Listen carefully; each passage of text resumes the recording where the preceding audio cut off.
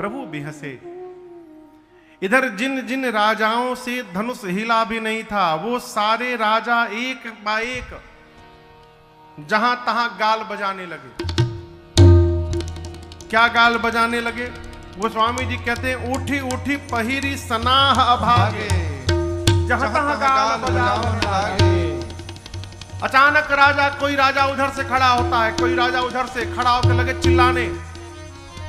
केवल धनुष तोड़ने से विवाह थोड़ी हो सकता है। हमारे जीवित रहते इस कन्या को कोई और लेके जाकर दिखा सकता है। पकड़ लो दोनों भाइयों को। कोई कहता है बंदी बना लो, कोई कहता है मार दो। एक राजा ने कहा, यदि जनक जी महाराज सहायता कर देंगे तो हम अभी इन दोनों को हरा सकते हैं। अच्छा आप बताइए, जनक जी कहाँ सहायता करने जाएंगे? सब लगे चिल्लाने। जो आदमी कुछ नहीं करता, एक काम बहुत बढ़िया करता है। जानते कौन सा काम? हल्ला। जो आदमी कुछ नहीं करना, वो केवल हल्ला करता है, झूठे चिल्लाते बस घर में। लक्ष्मण जी सुने राजाओं की बात तो राम जी से बोले, भैया थोड़ा आज्ञा मिले तो इन लोगों से मिल के आ जाऊं, मैं मिलने के लिए बेचैन हो रहे हैं। राम जी बोले, चुप्पे रहो, इन राजाओं को एकदम ठीक करने के लिए बाबा जी बस पहुंचने वाले हैं थोड़ी देर में। कौन बाबा जी? परशुराम जी। बाबा कहते गोस्वामी जी, तेहि अवसर सुने शिव धनु भंगा, तेहि अवसर सुने शिव धनु भंगा, आयउ भृगुकुल कमल पतंगा, आयउ भृगुकुल कमल पतंगा, देखि महीपस सकल सकुचाने, देखि महीपस सकल सकुचाने, पाज झपट जनु लवा लुकाने, पाज झपट जनु लवा लुकाने, गौर शरीर भूति भल भ्राजा, गौर शरीर भूति भल भ्राजा, भाल विशाल त्रिपुंड विराजा, भाल विशाल त्रिपुंड विराजा, भाल विशाल त्रिपुंड विराजा, भाल विशाल त्रिपुंड विराजा। जैसे धनुष टूटा, धनुष के टूटने की टंकार तीनों लोक में गई। छत्तीसगढ़ के बगल में एक प्रांत है उड़ीसा, है ना? उड़ीसा में एक पर्वत श्रृंखला है जिसका नाम है महेंद्र पर्वतमाला। उसी महेंद्र पर्वत पर परशुराम जी तपस्या में बैठे थे। धनुष टूटने की टंकार जब कान में पहुंची, ये समझते विलंब नहीं लगा कि पिनाक शिव जी का टूट गया है? उस धनुष का नाम पिनाक क्यों पड़ा था मालूम है? पता है? जहां तक मैंने पढ़ा है, दधीचि ऋषि के हड्डियों से उसका निर्माण किया गया था। तो धनुष बनाने के बाद दोनों छोर में धनुष ऐसे टेढ़ा बना रहता है, दोनों ऐसे धनुष रहता है, यहां आके ऐसा टेढ़ा रहता है, जिस पर वो प्रत्यंचा उसकी बांधी जाती है। तो एक तरफ के जो टेढ़ा भाग है उसको बनाने के लिए हड्डी कम पड़ गई, तो उनके नाक की हड्डी को लेकर के उसको वहां पे जोड़ा गया, नाक की हड्डी। इसलिए उस धनुष का नाम पड़ा पिनाक। और वो भगवान शिव का धनुष था। भगवान शिव का धनुष परशुराम जी के पास था, और केवल शिव जी का नहीं, भगवान श्री हरि का भी धनुष इन्हीं के पास है। उसका नाम है अजगौ। अब एक ही आदमी दो दो धनुष लेके कैसे चलेगा? तो परशुराम जी भगवान शिव के धनुष को, पिनाक को जनक जी महाराज के पास रखवा दिए कि ये मेरी वस्तु है, आप अपने घर में रखिए, मैं बाद में आपके यहां से लेके जाऊंगा।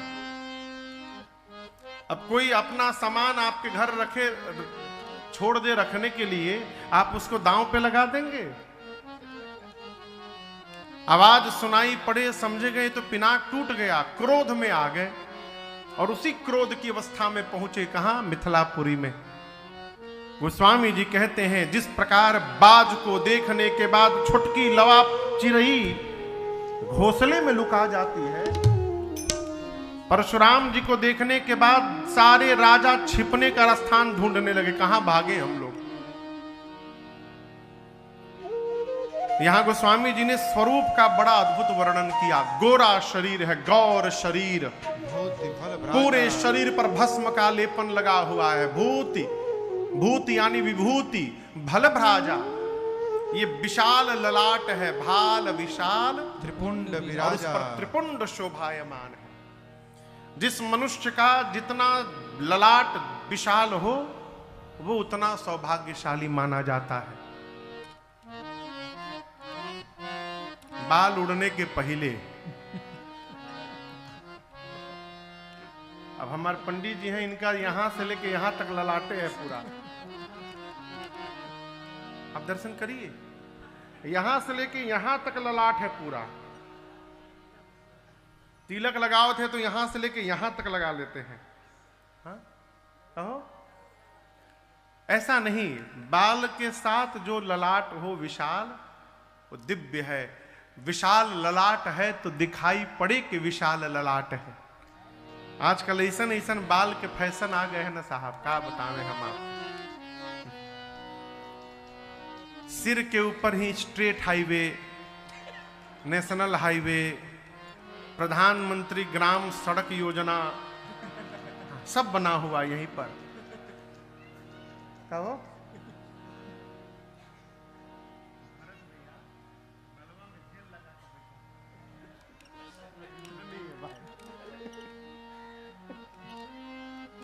एक लड़का हमको मिला चेन्नई में, चेन्नई में ना हो, उसका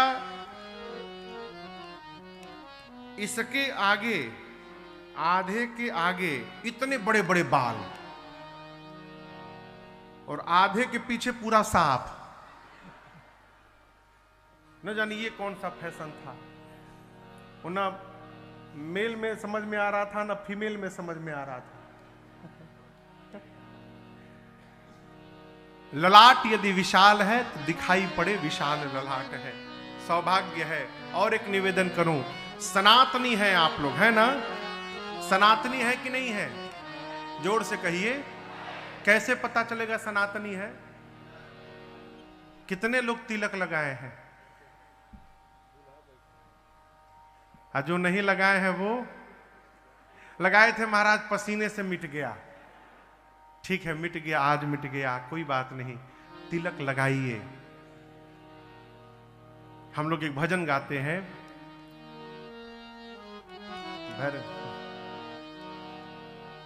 चंदन बिना ललाट न शोभे, और योगी ज्ञान बिना जो धनवान न शोभित हो पाता है दान बिना।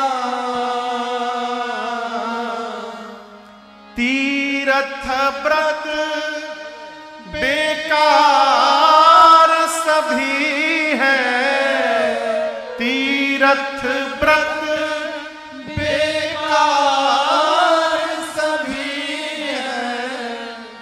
हरि नाम के बिना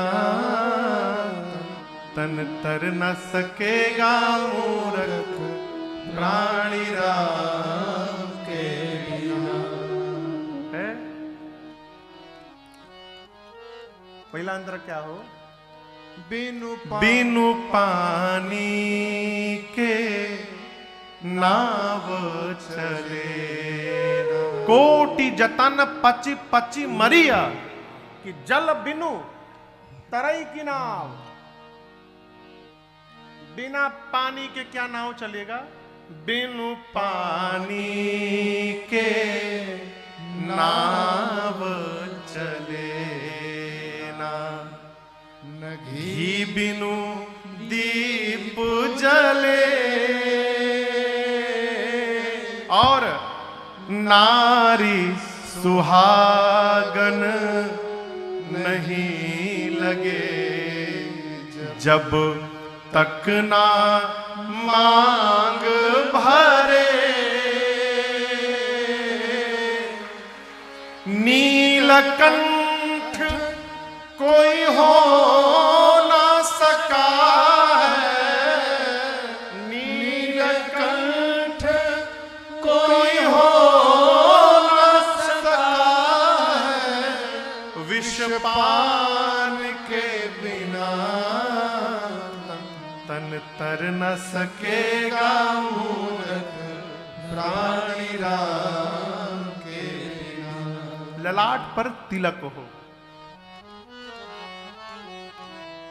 कोई स्त्री कहे कि हम सिंदूर न लगाएं तो क्या हम अपने पति को प्रेम नहीं करते? सिंदूर से पति के प्रेम का क्या मतलब है, क्या संबंध है? कोई संबंध नहीं है साहब। लेकिन वही स्त्री जब सिंदूर लगाकर सड़क पर निकलती है तो सड़क पर जो आसुरी प्रवृत्ति के जीव है वो देखते हैं कि इस स्त्री के मांग पर सिंदूर लगा है, इसका अर्थ है कि इसकी रक्षा करने वाला इसका स्वामी अभी है। वो सावधान हो जाता है। और जिस स्त्री के सिर पर सिंदूर न हो तो वो समझता है कि इसके साथ कोई है वो नहीं। उसी प्रकार भगत के माथे पर लगा हुआ तिलक उसका सिंदूर है साहब। ये तिलक बताता है कि हम अनाथ नहीं हैं, हम सनाथ हैं, हमारे स्वामी हमारे भगवान हमारे साथ हैं। भक्त का तिलक उसका सिंदूर है और भक्त के गले की कंठी माला उसके जीवन का मंगल सूत्र है। इन दोनों को धारण करिए। ललाट है तो तिलक लगाइए, इतना सुंदर तिलक लगाइए कि आपके तिलक को देखकर जो न लगाता हो उसको भी लगाने का मन होने लगे। आपके तिलक को देखकर लोग तिलक लगाने लगे। भाल विशाल त्रिपुंड विराजा, गोरा शरीर है, विशाल ललाट पर त्रिपुंड शोभायमान है। गोस्वामी जी कहते हैं सिर पर जटाओं का मुकुट है, शीस जटा शशि बदन सुहावा। क्रोध में आए हैं तो गोरा मुख थोड़ा लाल हो गया है। ऋष बस कछुक अरुण होइयावा। अरुण कहते हैं सूर्य नारायण जब उदित होते हैं तो उस समय उनका जो लाल रंग रहता है उसको अरुण कहते हैं। ये कौन सा रंग है? कहिए। नारंगी कलर। वो झंडे का क्या रंग है? कहिए। केसरिया। इसका नाम केसरिया क्यों हुआ मालूम है? पता है? एक बार मेरी मां सीता मैया, किशोरी मैया मेरी मांग में सिंदूर लगा रही थी। हनुमान जी महाराज पूछे, मां ये क्या लगाती हैं आप? तो मां ने कहा आपके स्वामी के, आपके प्रभु के नाम का चिन्ह है। क्यों लगाती है मां? तो मां बोली कि मैं जब लगा कर जाती हूं ना प्रभु के सामने तो इसको देखकर प्रभु प्रसन्न हो जाते हैं। हनुमान जी सोचे कि ये लगाने से प्रभु राम जी प्रसन्न हो जाते हैं। हनुमान जी पूरे शरीर में लगा लिए। भगवान को प्रसन्न करने के लिए सिर से लेकर पांव तक पूरे शरीर में सिंदूर सिंदूर पोत लिए और लगाकर भगवान के सामने गए। भगवान जोर से हंसे, पूछे क्या करके आए हैं? हनुमान जी बोले प्रभु मैया ने कहा है, माँ यहाँ लगा रही थी, मैंने पूछा क्यों लगाई है? माँ ने कहा कि इसको देखकर आप प्रसन्न होते हैं। मैं सोचा कि यहाँ लगाने से थोड़ा प्रसन्न होते होंगे, मैं पूरे शरीर में लगा लूंगा तो मेरे प्रभु अधिक प्रसन्न हो जाएंगे, इसलिए मैं लगा लिया हूं। अब इसका नाम केसरिया क्यों पड़ा? तो हनुमान जी केसरी कुमार हैं। केसरी कुमार ने इस रंग को अपने पूरे शरीर में लगा लिया, इसलिए इस रंग का नाम उस दिन से केसरिया रंग पड़ गया। आज भी कहते हैं केसरिया रंग, केसरिया रंग। हनुमान जी के कारण इसका नाम पड़ा केसरिया रंग। गोरा आदमी जब क्रोध में आता है तो चेहरा थोड़ा लाल हो जाता है। कहते हैं रिस बस कछुक अरुण होई आवा। भ्रिकुटी कुटिल है, भ्रिकुटी कुटिला नयन रेसरा सहजहु चितवत मन हो रिसा। भ्रिकुटी समझते हैं? भ्रिकुटी डोमान जी, भ्रिकुटी किसको कहते हैं? ये भ्रिकुटी है। भ्रिकुटी कैसी हुई है? कुटिल, भ्रिकुटी टेढ़ी हुई है। किसकी? परशुराम जी की। नयन रिसराते, आंख में मानो क्रोध भरा पड़ा है। गोस्वामी जी कहते परशुराम जी आए सहजहु चितवत मनहु रिसाते। प्रेम से भी किसी को देख रहे हैं तो उसको लग रहा है कि मानो आज जीवन का अंतिम दिन है मेरा, खा जाएंगे बाबा जी अभी, इतना क्रोध है। परशुराम जी आए, कमर पर मृगचर्म लिपटा है, फरसा बंधा है, कंधे पर अजगौ धनुष शोभायमान है, वक्षस्थल पर सुंदर यज्ञोपवीत विराजित है, वेश शांत है, करनी बहुत कठिन है, बरनि न जाय स्वरूप धरि मुनि तनु जनु वीर रस आयौ जहां सबू। ऐसा लगता है कि वीर रस ने मुनि का रूप धारण करके राजाओं के सभा में आसन जमा लिया हो। जैसे परशुराम जी आए, जितने राजा कह रहे थे राम जी को पकड़ लो बांध लो, वो सारे राजा लाइन लगा के खड़े हो गए परशुराम जी के आगे। यहां दर्शन करिए, बाबा कहते हैं देखत भृगुपति वेश कराला, देखत भृगुपति वेश कराला, उठे सकल भय विकल भुआला, उठे सकल भय विकल भुआला। पितु समेत कहीं कहीं निज नामा, पितु समेत कहीं कहीं निज नामा, लगे करन सब दंड प्रणामा, लगे करन सब दंड प्रणामा, लगे करन सब दंड प्रणामा। सारे राजा कतारबद्ध होकर हाथ जोड़कर परशुराम जी से अपने पिताजी का नाम ले लेकर अपना नाम लेने लगे। पितु समेत कहीं कहीं निज नामा, और सभी परशुराम जी को दंडवत प्रणाम करने लगे। प्रणाम करके जाकर किनारे शांत होकर सारे राजा खड़े हो गए।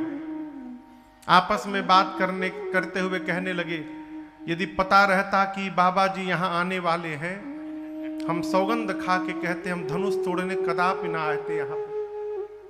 अब तो आके फंस गए हैं। जनक जी महाराज आगे आकर परशुराम जी को दंडवत करते हैं। किशोरी मैया को सखियां लेकर आई, मैया ने प्रणाम किया। परशुराम जी ने आशीष दीन्हि सखी हर साली निज समाज ले गई सयानी।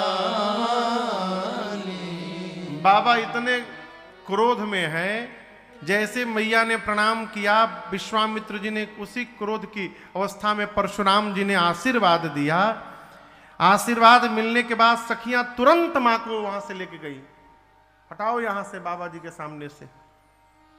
अब विश्वामित्र जी ने आकर प्रणाम किया है, मिले हैं, राम लक्ष्मण जी से कहा आप इनको दंडवत करिए।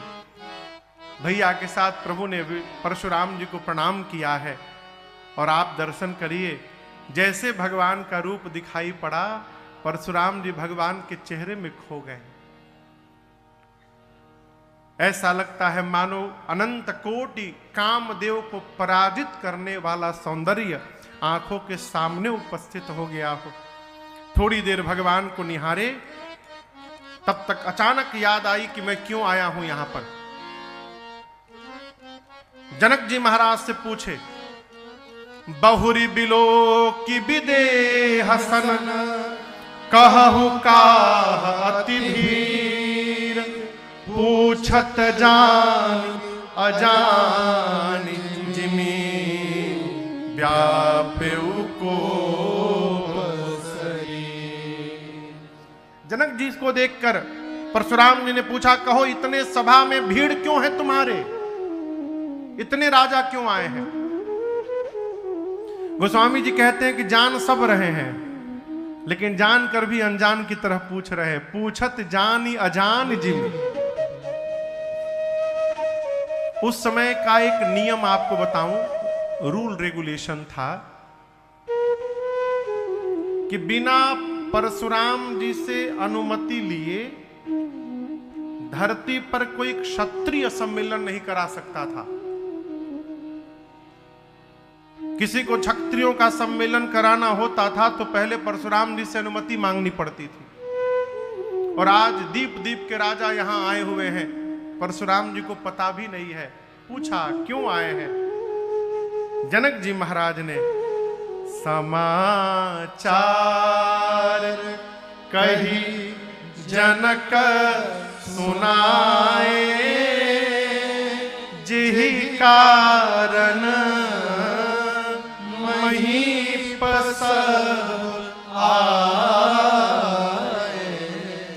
जनक जी ने पूरा समाचार सुनाया, ये राजा क्यों आए हैं यहां पर।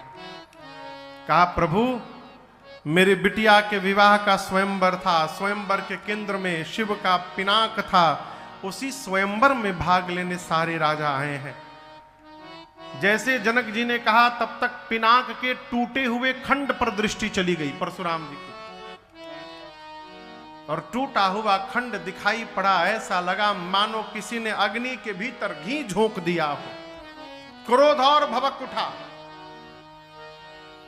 जनक जी महाराज से परशुराम जी बोले, है जड़ जनक, निकाल करके उसको बाहर करो जिसने पिनाक को तोड़ा है। शीघ्र निकालो, नहीं तो जहां तक तुम्हारी राज सत्ता है वहां तक की धरती संकल्प करके अभी पलट दूंगा, पूरी सृष्टि समाप्त हो जाएगी तुम्हारी। जनक जी महाराज सुने तो थर थर कांपने लगे। सीता मैया, सुनैना जी, सारी सखियां रोने लगी, कांपने लगी। जिन जिन राजाओं से धनुष नहीं हिला है वो सारे राजा बगल के राजा से, हम जानते थे ये होने वाला है, हम पहले से जानते थे। तुमको क्या लगता है हम वीर नहीं है, हमारे में बल नहीं है? हम जानते थे कि टूटने के बाद यहां ये बवाल होगा ही होगा, इसलिए हम गए और नाटक करके केवल चले आए। हम जानबूझ के नहीं तोड़े, कौन आफत मोल ले। जनक जी महाराज डर के मारे कांप रहे, कैसे बोल दे राम जी की ओर इशारा करके कि इन्होंने तोड़ा है। सबको भय में देखकर राम जी आगे आए और दर्शन करिए। भगवान ने आकर क्या कहा, नाथ शंभु धनु भंजनिहारा नाथ शंभुधनु भंजनिहारा होई केउ एक दास तुम्हारा होए केओ एक दास तुम्हारा आयसु काह कहिय कीन मोहि आयसु काह कहिय कीन मोहि सुनी रिसाई बोले मोहि मोहि सुनी सागो ने मोहि मोहि सुनी सागो ने मोहि मोहि। राम जी ने प्रणाम करके परशुराम जी से कहा, प्रभु इस धनुष को तोड़ने वाला आपका अवश्य कोई दास होगा। राम जी ये नहीं बोले कि मैंने तोड़ा है, जीवन में कभी ना कहिए कि मैंने किया है अच्छा काम। यदि कोई काम बिगड़ जाए तो वहां जरूर कहिए कि मैंने किया है, लेकिन होता क्या है, काम बिगड़ जाए तो हमने नहीं किया है, और काम अच्छा हो जाए तो आदमी पहले ही अपन फोटो लेके पहुंचे तो हम ही ने किया, छाप दीजिए इसको है? कोई कार्य अच्छा हो तो ये न कहिए कि मैंने किया है, क्योंकि ये अभिमान को जन्म देता है। मैं आपको एक घटना सुनाऊं।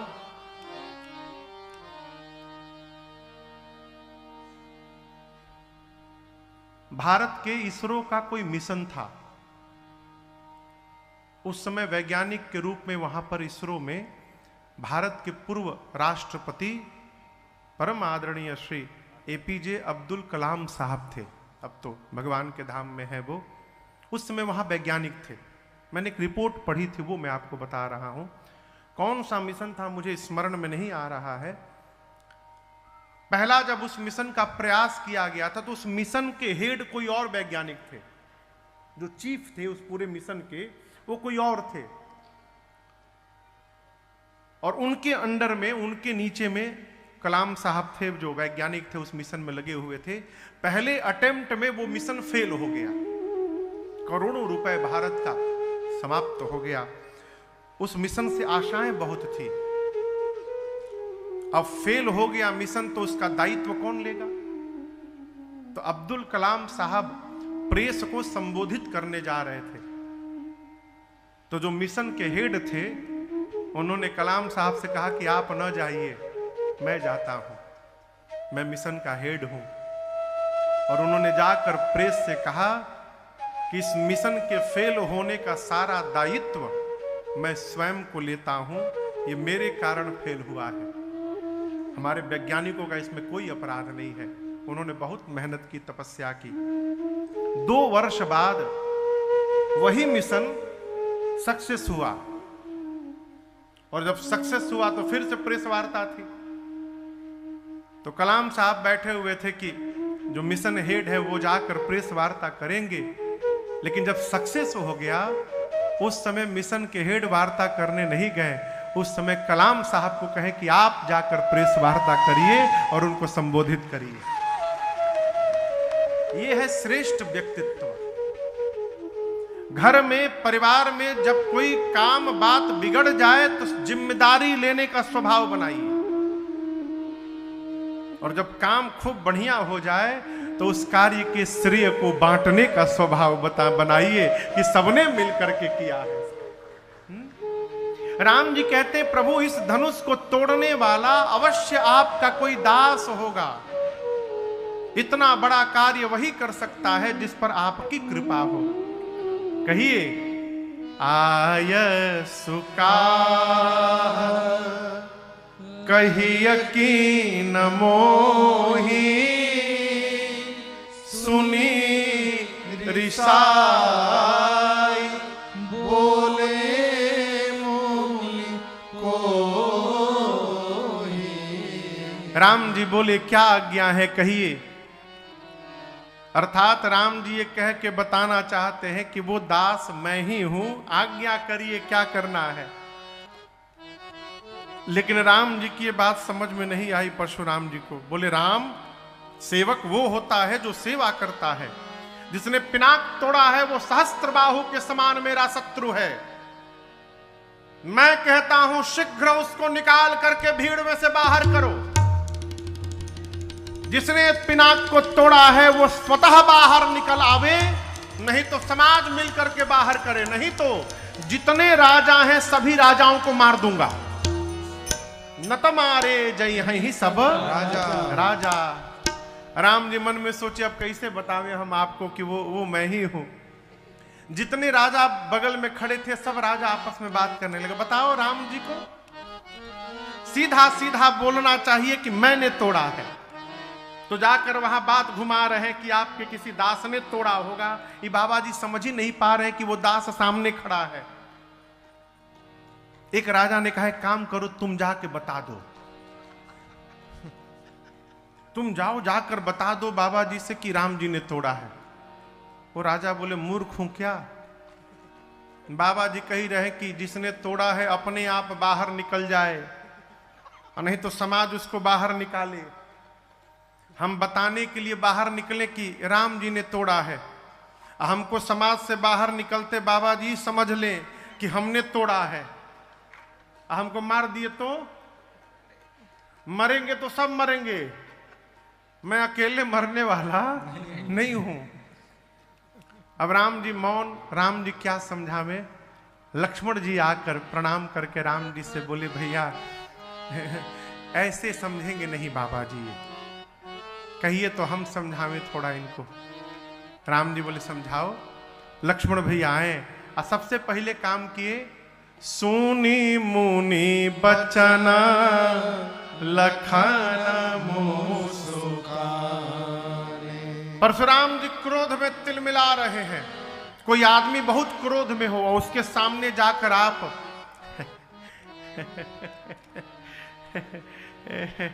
क्या होगा, क्या होगा? और क्रोध भड़क जाएगा। लक्ष्मण जी जाके लगे मुस्कुराने। अब बोले बाबा जी ये बताइए, आप धनुष टूटने के बाद आए हैं ना, लेकिन हम आपको बतावें हम जब छोटे थे तो हम बहुत धनु ही तोड़े हैं लड़काई में, आप कभी नहीं आए। लगता है कि बहुत इंपॉर्टेंट धनुष था आपके लिए, यही धनु परम ममता के ही हेतु। इतना प्रेम क्यों है इस धनुष से? परशुराम जी सुने, बड़ा तो बड़ा था, अब छोटा बच्चा आकर मेरे साथ विनोद कर रहा है, और आवेश में आ गए। बोले रे नृप बालक,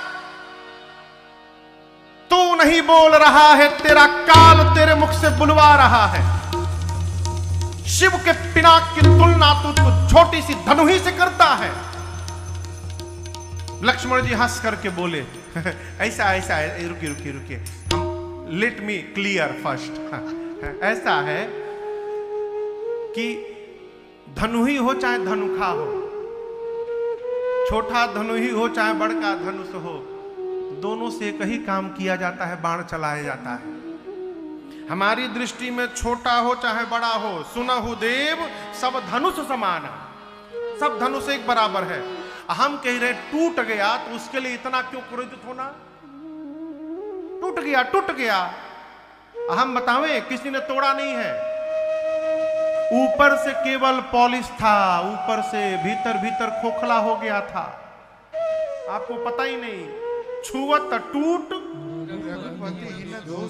कई चतुर आदमी होते हैं, देखिए कोई अन्यथा न लेगा, कई चतुर आदमी गांव में घर होता है तो बाहर से महल जैसा, घर के दरवाजे पर बाहर से देखिएगा महल जैसा खूब सुंदर टाइल्स वाइल्स लगा के पेंट, और उसके भीतर माटी का घर।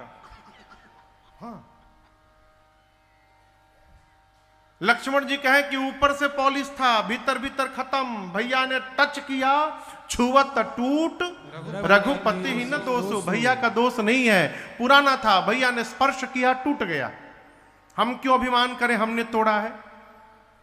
परशुराम जी निकाले अपन फरसा, बोले चितई परसु की ओरा, रे सट सुनई स्वभाव न मोरा।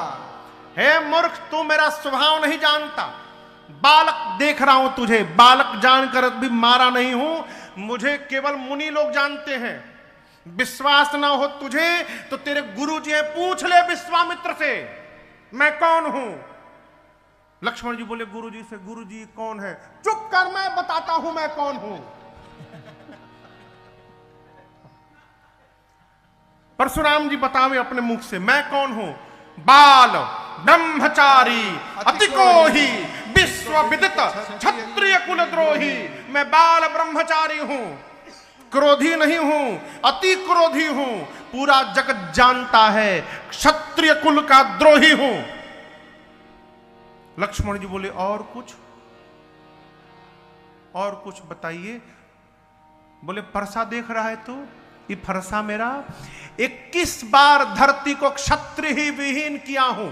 कितनी बार? लक्ष्मण जी बोले 21 बार। और कुछ बताइए। और क्या बताऊं, और क्या बताऊं? अपने बारे में कुछ बताइए।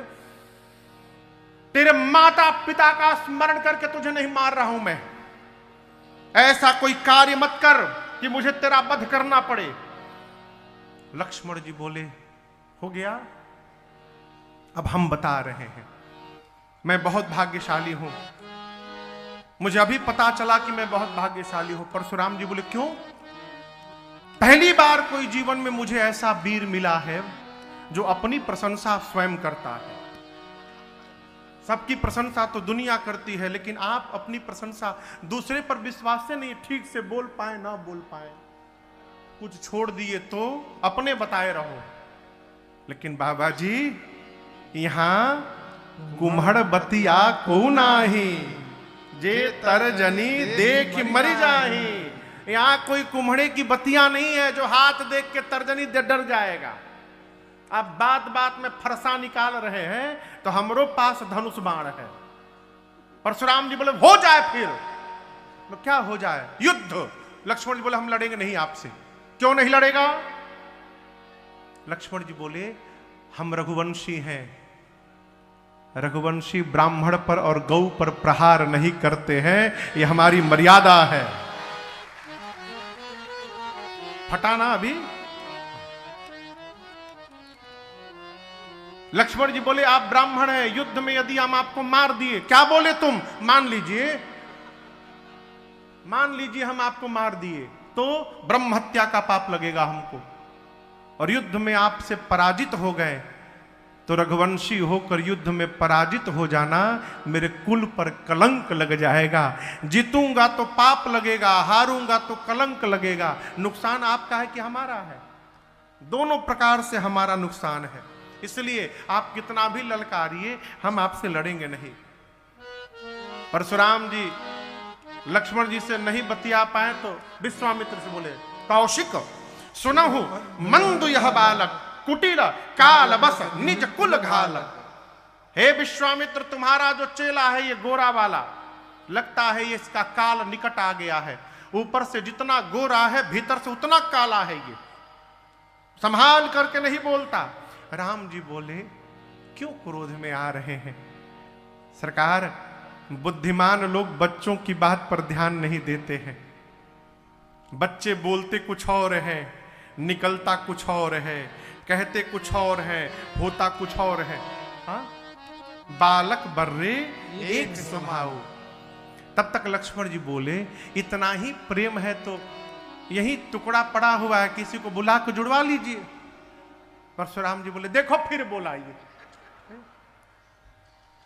बार बार युद्ध के लिए ललकारते हैं परशुराम जी। लक्ष्मण जी बीच में चिंगारी छोड़ते रहते हैं, है? राम जी बोले मुनिवर, हमारी आपकी कोई तुलना नहीं है। हम तो सब प्रकार से आपसे छोटे हैं, उम्र में आपसे छोटे हैं, जाति में आप ब्राह्मण हैं, हम क्षत्रिय हैं, हम छोटे हैं। नाम देखिए ना, आपका नाम परशुराम है और हमारा नाम केवल राम है। राम का नाम भी आपके नाम से छोटा है, हमारी आपकी क्या बराबरी हो सकती है? लेकिन परशुराम जी का क्रोध शांत नहीं हो रहा। तो अंत में राम जी ने कहा मुनिवर विचार करके कहिए मेरे अपराध उतना बड़ा नहीं हुआ है जितना आप क्रोध कर रहे हैं। भाई ने बताया आपको कि छूने से टूट गया, मैंने तोड़ा नहीं उसको, और आप तब से युद्ध के लिए कह रहे हैं। आप ब्राह्मण इसलिए मैं मौन बैठा हूं। जाओ हम निद रही विप्र बदी सत्य सुनहु भृगुनाथ, ताऊ असको जग सुभट जही जय भय बस ना वही मात। आप ब्राह्मण हैं इसलिए हम आपके चरणों में प्रणाम कर रहे हैं। ये तो ऐसा कौन सा योद्धा है जिसके सामने युद्ध में मेरा सिर झुक जाए। आप युद्ध की बात करते हैं। हम रघुवंशी हैं और रघुवंशी युद्ध में काल को भी अपना पीठ नहीं दिखाते हैं। हम काल से भी लड़ने की शक्ति रखते हैं, हम वो रघुवंशी हैं। परंतु काल से लड़ने वाला रघुवंशी राम आज परशुराम से नहीं लड़ेगा, क्योंकि आप ब्राह्मण हैं मुनिदेव। आपके चरणों में जो निष्ठा रखेगा वो पूरे संसार में निर्भय होकर रहेगा। जैसे राम जी ने ये वाक्य का प्रयोग किया, परशुराम जी की मति हिल गई। कहे ब्राह्मण में इतनी निष्ठा भगवान को छोड़कर कोई नहीं हो सकता है, पता कैसे चलेगा। परशुराम जी ने कहा, राम मेरे कंधे पर ये रमापति भगवान श्री हरि का धनुष अजगव है, इसको हाथ में पकड़िए और दूसरे हाथ से झुकाइए और झुकाकर इसकी डोरी को चढ़ाइए, क्योंकि भगवान को छोड़कर दूसरा कोई इसकी डोरी चढ़ा ही नहीं सकता। मेरे संशय को समाप्त करिए। जैसे धनुष को दिया, बाबा कहते हैं ए जी देता चापया पोही चढ़े गया, देता चापया पोही चढ़े गया, परशुराम मन विस्मय भय, परशुराम मन विस्मय भय, परशुराम मन विस्मय भय। जैसे राम जी ने धनुष अपने हाथ में पकड़ा, उस धनुष की डोरी प्रतंचा अपने आप धनुष पर खिंच के चढ़ गई। परशुराम जी ने देखा, विस्मय हुआ, पहचान गए ये तो भगवान है। यहां पर 9 बार परशुराम जी ने भगवान